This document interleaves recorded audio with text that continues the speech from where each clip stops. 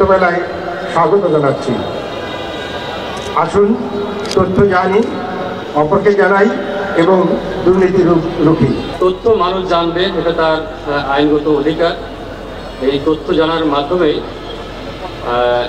একটি সুন্দর রাষ্ট্র গঠন হবে, রাষ্ট্রের উন্নয়ন সংগঠিত হবে এবং মানুষের ভিতরে দুর্নীতির মাত্রা কমবে এবং মানুষ সচেতন থাকবে। তথ্যের অবাধ প্রবাহ যদি আমরা নিশ্চিত করতে পারি তাহলে দুর্নীতি প্রতিরোধ করা যাবে, নাগরিকদের সেবার মান নিশ্চিত করা যাবে।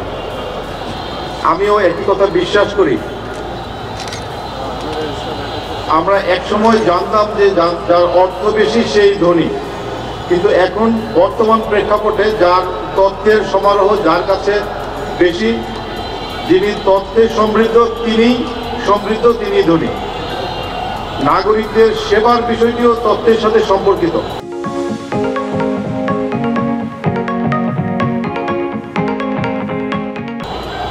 আমরা যদি নাগরিকদের তথ্য সরকারের কাছে থাকে এবং সরকারের সেবা প্রদানকারী দপ্তরের তথ্য নাগরিকদের কাছে থাকে তাহলে আমরা নাগরিক সেবা নিশ্চিত করতে পারব।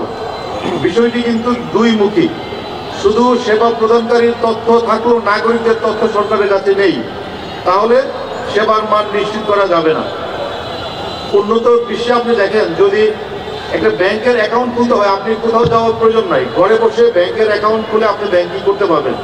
আপনি বিদ্যুতের লাইন নেবেন, গ্যাসের লাইন নেবেন, বাচ্চাকে স্কুলে ভর্তি করবেন, যে কোনো কাজ আপনি বাসায় বসে করবেন, কারণ প্রত্যেকটা দপ্তরের ওয়েবসাইটে পর্যাপ্ত তথ্য রয়েছে এবং তথ্য দুই রকম, স্ট্যাটিক এবং ডাইনামিক।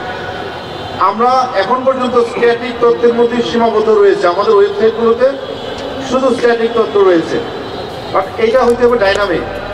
আপনার বিদ্যুতের বিল, আপনার রিডিং কত আপনি দেখতে পারবেন। আমরা দেখেছি দেশের বাইরে আমি আজকে কতটুকু বিদ্যুৎ ব্যবহার করলাম আমার রিডিং ওয়েবসাইটে দেখতে পাচ্ছি। আমি পেমেন্টও করছি অনলাইনে, আমার বাচ্চাকে ভর্তি করছি অনলাইনে, এভরিথিং অনলাইনে। সিটি কর্পোরেশনের সামনে মানুষের ভিড় নাই, প্রত্যেকটা সেবা দিচ্ছে তারা ওয়েবসাইটের মাধ্যমে অনলাইনে, কারণ তাদের ওয়েবসাইট এতটাই সমৃদ্ধ, সকল তথ্য সেখানে রয়েছে। আমার নাগরিকদের তথ্য সরকারের কাছে রয়েছে। একটা দেশের প্রত্যেকটা নাগরিক কোথায় বসবাস করে তার এভরি ডিটেলস তার সরকারের কাছে রয়েছে। সরকার মনে করলে প্রত্যেকটা নাগরিককে ট্রেস আউট করতে পারবে। সো এই তথ্যটা উভয়মুখী হতে হবে। দুর্ভাগ্যজনকভাবে আমরা ডেটা ক্রেডিবিলিটি র্যাঙ্কিংয়ে বিশ্বে অনেক পিছিয়ে আছি। কার স্ট্যাটিস্টিক্স, কার তথ্য সমৃদ্ধ বিশ্বাসযোগ্য, এটা একটা র্যাঙ্কিং হয়।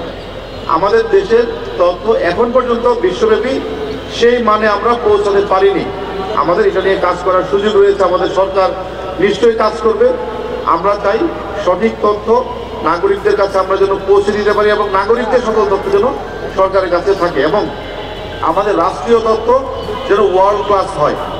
আমরা সেই লক্ষ্যে সকল দপ্তর সরকার কাজ করে যাচ্ছে।